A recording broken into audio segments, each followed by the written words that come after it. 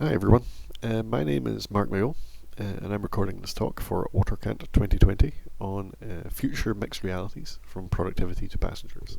I can only apologise in advance, my grasp of German is non-existent, so this talk will be in English throughout, with a noticeable Scottish accent.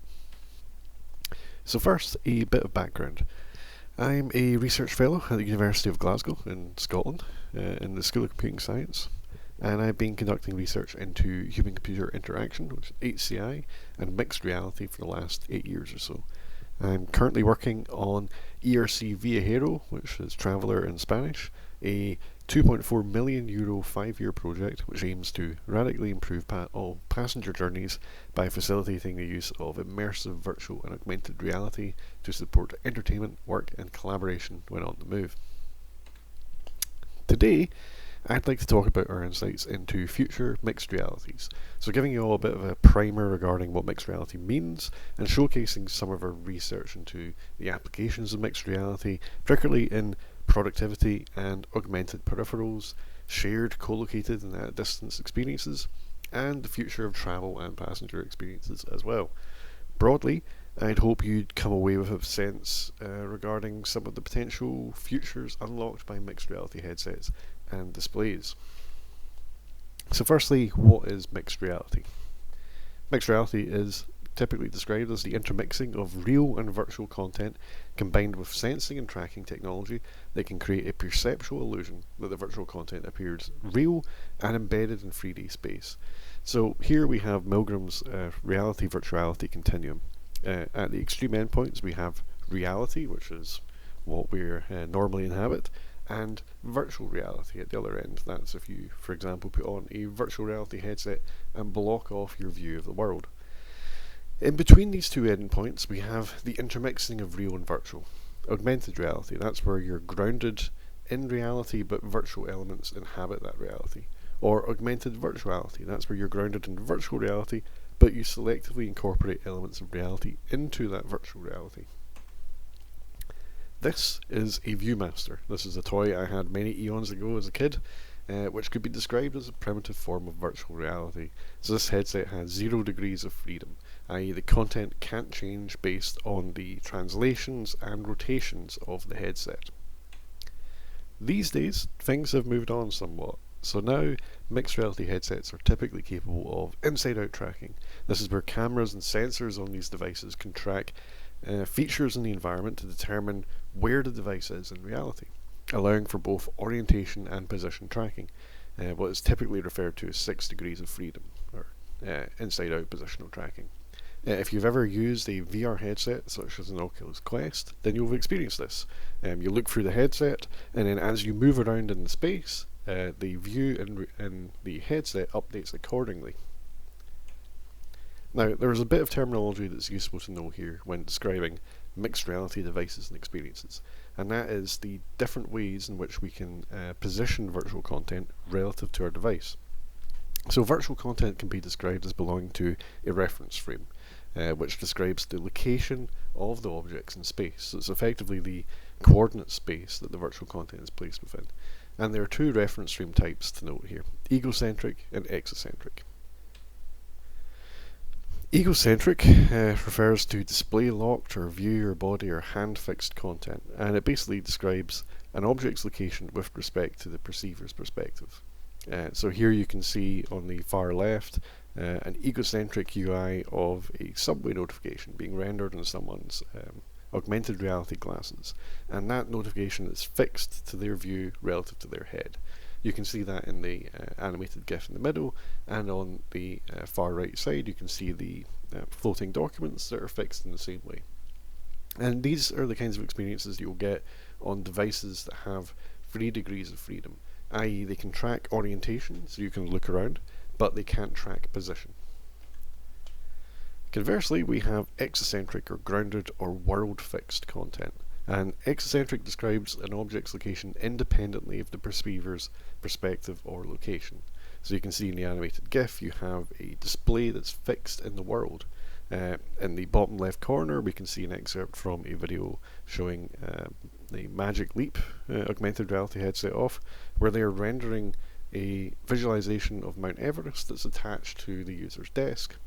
And on the right here we can see that the headset is tracking the user's forearm and then rendering an interface grounded upon that forearm. So this is typically enacted by devices with 6 degrees of freedom. They can detect orientation and position changes. That should be all the terminology you really need to know for this talk, but this is a quick primer. Augmented reality. So broadly, there are two flavors of mixed reality: augmented reality and virtual reality.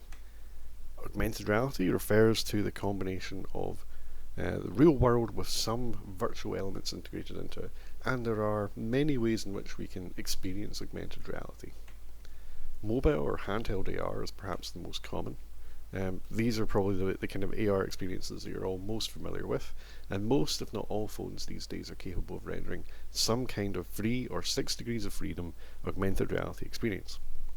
So here we can see an exocentric AR experience where the environment and floor are tracked and the virtual elements are rendered on top, allowing the user to place furniture in the real world environment and see what it looks like.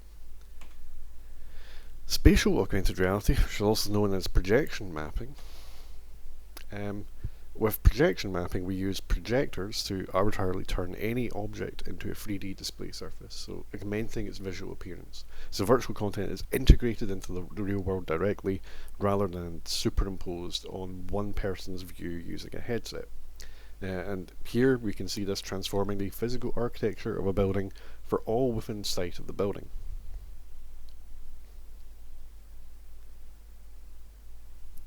This approach works on a variety of scales as well. So for example, this is an excerpt from Huawei's House of the Future.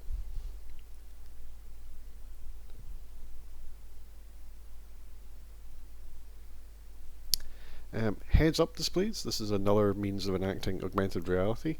These are typically 0 degrees of freedom, so they're like the viewfinder. They're rendering egocentric head-locked content. So Google Glass was probably the first of these headsets that really hit kind of the consumer market and consumer consciousness. So here we can see the Google Glass being used firstly as a glorified head-mounted camera, allowing for remote operators to assist users. And then here it's being used to provide turn-by-turn instructions during tasks, so it's particularly useful for training and avoiding production mistakes. But the glass view is very limited in terms of what it can actually do in augmenting the view. However, more sophisticated heads-up displays have since been released, so for example, Focus by North here.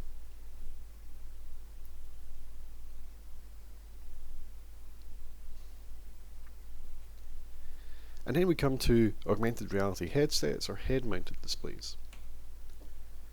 So this is the Sword of Damocles, or also termed as the ultimate display. It was created by Ivan Sutherland in 1968, and it is probably the world's first augmented reality display. You can see that as he is changing his head orientation, the rendering of the virtual content is changing based on that orientation. So this is a cube changing perspective. We've came a long way since then, so nowadays at the upper end in terms of AR capability are the 3 or 6 degrees of freedom augmented reality headsets such as the HoloLens or the Magic Leap. These allow us to exocentrically render content in the real world and directly interact with it through touch using these kind of headsets. These kind of headsets are a vision of the future, but they're heavily constrained by the capabilities of current display technologies, and they're not yet affordable, but they are getting better in that respect. At the other end of the spectrum is virtual reality. Virtual reality these days is often talked about in terms of VR headsets, often packed with sophisticated sensing and hand tracking and coming in consumer-friendly form factors. How does VR differ from AR? Well, in the key concept of presence. Presence means a perceptual illusion of non-mediation. This is the illusion that the virtual environment is real and that the events in the virtual environment are actually happening. The end result of presence is that you find the user is completely immersed in the virtual experience with limited awareness of their surrounding reality. Headset-based VR is most popular these days, particularly for gaming, training and simulations. But cave systems are also used. So here we use projectors and surrounding walls to create an encompassing box or sphere that multiple users can stand within and experience a virtual scene. This isn't as immersive, but it does more easily accommodate multiple users without headsets. Now, over the years, we've researched a number of topics in mixed reality using various kinds of displays like the ones that I've mentioned. I'll start with productivity first off. So, this is my desk at work, back when we were still able to go outside and travel to our workplaces. And here I have multiple large displays in different orientations, as well as multiple devices and peripherals. And this is all to enable me to supposedly multitask and work more effectively. However, there are some issues with having these kinds of large multi-monitor spaces. Firstly, this is a physical barrier to the world, so it cuts me off from others in the shared office. The displays aren't necessarily easily adjustable. I'm limited to how many physical displays I can have here. As you can see, there's quite a lot of limitation. And they are often ergonomically problematic because they're difficult to position and difficult to maneuver. If I stand up, the displays won't move with me. And this doesn't translate to mobile usage either. If I travel for a conference, I am limited to that laptop with its 13-inch display rather than the four walls of displays that I use at work. However, if we have mixed reality headsets, these displays don't need to physically exist. So instead, they can be rendered virtually by my headset whenever I sit down at the desk. Fundamentally, given a virtual display, we can manipulate the size, the appearance, the position, and the behaviour of these displays in ways that isn't normally possible in the real world, e.g. for better ergonomics or usability. So, in a study, we built a fully functional virtual workspace with 3 wide virtual Windows desktops and a positionally tracked keyboard that would allow you to type in virtual reality. In particular, we found significant benefits in being able to adapt and move these displays based on the user's head movement, meaning we could have wide, ergonomic virtual workspaces that are accessible merely by looking slightly left or right in your view. If we can track physical objects, such as keyboards in virtual reality, we can do more than simply enable their usage. We can also potentially augment their physical appearance as well. We first started on this in 2015 when we began to see how feasible it was to bring the physical keyboard into the virtual reality experience by using a video pass-through camera. You can see here I'm reaching out and the keyboard and cup and other objects appear in my VR view. This idea was picked up by Logitech, who over a series of prototypes have been iterating toward a physical keyboard that can be tracked to a high degree of accuracy by consumer VR headsets, employing much the same approach we used for the video pass-through of hand rendering, but this time for performant text entry. In turn, Logitech came back to us to explore what new capabilities might be enabled by the Logitech Mixed Reality keyboard. And the key thing here is that if you can track an object, you can augment it in mixed reality, effectively giving you the power to fundamentally alter its form, function, and behaviour. In this case, we were overloading individual key functions to offer things like secure text entry or expressive emoji input, effectively turning the physical keyboard into something akin to the soft keyboard on your phone. And this could be possible in augmented reality as well as virtual reality. However, this concept doesn't just apply to the keyboard, so since then we've been exploring this further with Logitech, for example looking at new forms of peripherals in mixed reality, such as tracked pens, enabling the writing and sketching in midair and on any surface. Here we can see a user interface being created in midair, allowing for quick, direct interactions into your workflow. And again, we prototyped this in virtual reality. This could apply in augmented reality as well. We've also looked at using mixed reality to create shared, socially present experiences. Why might you wish to be aware of others when using these headsets? Here's one reason. So in 2015, we first started looking at how we might incorporate the presence of others in the same shared space, so allowing VR users to be aware of other people despite their view of reality being occluded by their actual physical headset. For example, here you can see a co-located person becoming temporarily visible to the VR user. This work was extended more recently to allow for bidirectional co-located mixed reality, where augmented reality bystanders could observe the experience in their smartphones, and VR users could also see the positions and activities of the smartphone users in reality. So here we can see an example of that. So the co-located mixed reality experience involves here a smartphone and an Oculus Quest headset, and both are able to see where the other is positioned in reality from within their respective experiences. We've also used some of the same technology to enable shared at-a-distance experiences that were in some way facsimiles of the experiences we might have wished to have in person.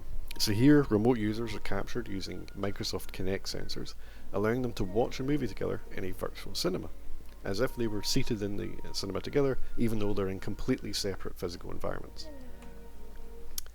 Or even engage in shared 360-degree video experiences.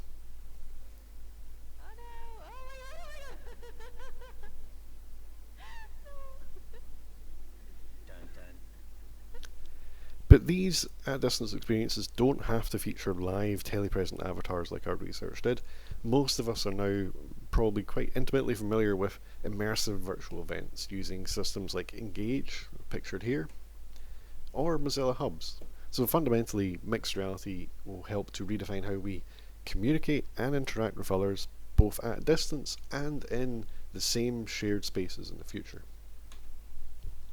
One advantage of mixed reality headsets in particular is that they alter our perception of reality, and this is a particularly useful trait when we consider long distance travel. In plain VR, we looked at the potential benefits of VR for in-flight usage, allowing passengers to escape their physical surroundings and become ensconced in a virtual world while they travelled. Of course, there are practical concerns here regarding necessary disruptions, conveying information to passengers and so on, but who hasn't found themselves wanting to block out the sights and sounds of reality on occasion whilst travelling. We've also looked at passenger usage of VR in cars, particularly targeting autonomous vehicles. So one of the big problems in autonomous vehicles is the potential for motion sickness when attending to different activities, usually as a result of a sensory mismatch between what you see of the motion of the vehicle versus what your vestibular system tells you that the vehicle is actually doing. However, because the VR headset has complete control over what's visible to you, it also has the potential to resolve motion sickness. It's by better integrating the visual feedback of the motion of the vehicle into your virtual experience. There are other benefits as well, for example, allowing the user to escape the vehicle environment. If we can integrate the motion of the vehicle into your experience, we can create more exciting and engaging experiences.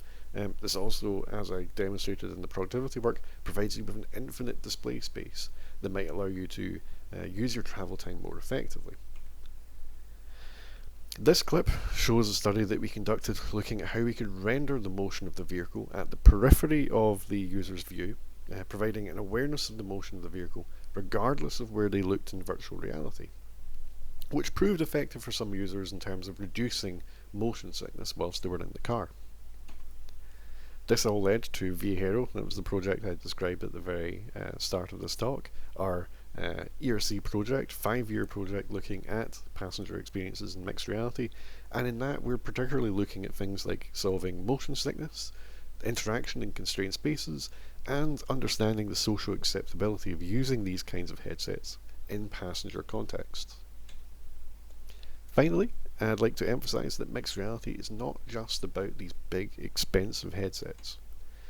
We now have hearables, which are ear-mounted wearable computer interfaces, earables, which are augmented earbuds, and intelligent headsets. And all of these are now capable of head orientation tracking, physiological sensing, and contextual awareness, whilst providing auditory feedback, not visual feedback. And this sensing can be packed into discrete, wearable form factors, such as this earbud here.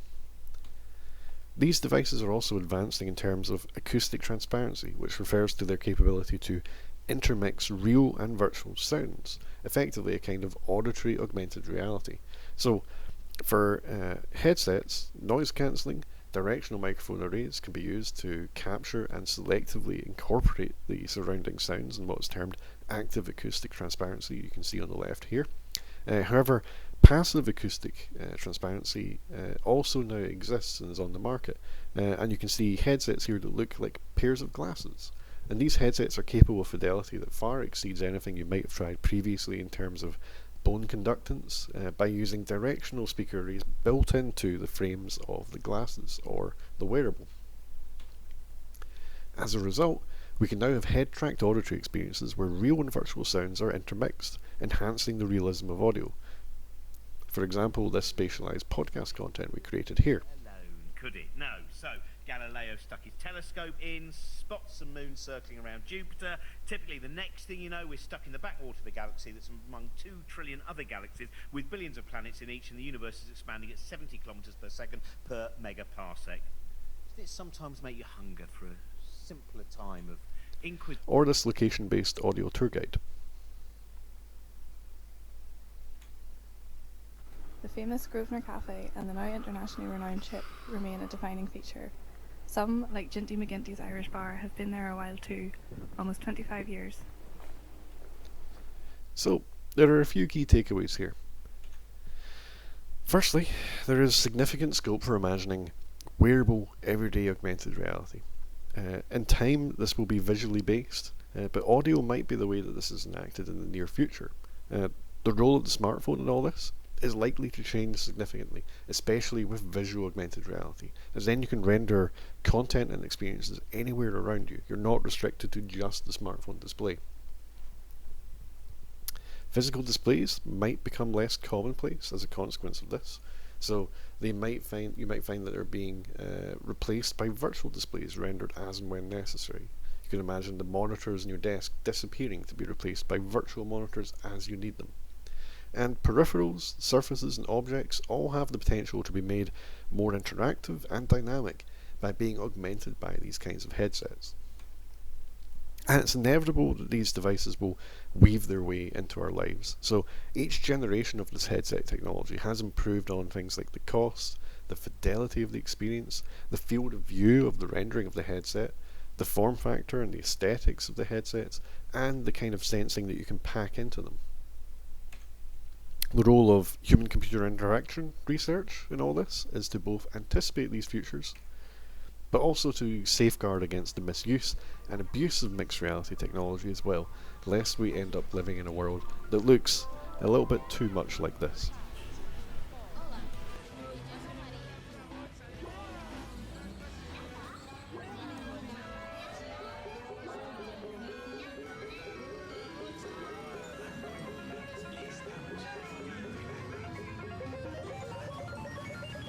Thanks very much. That was my talk on future mixed realities from productivity to passengers.